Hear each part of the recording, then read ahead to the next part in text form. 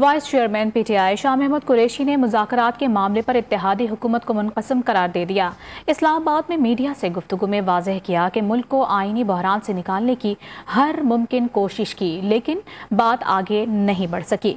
Election में ताख़ीर से मुल्क का नुकसान हो रहा है।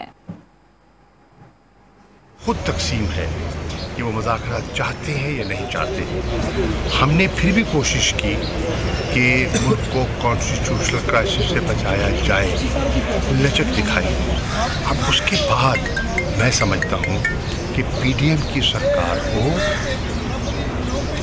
इलेक्शंस करवा देने चाहिए, ताख़ीर नहीं करनी चाहिए। ताख़ीर से मुल्क की खिदमत नहीं हो रही। जो कुछ कर सकते थे, जितनी लचक दिखा सकते थे, हमने दिखाई।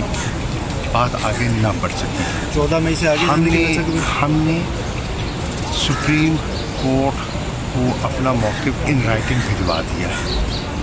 जज साहब देख लेंगे और देखने के बाद वो जो फैसला फरमाएंगे।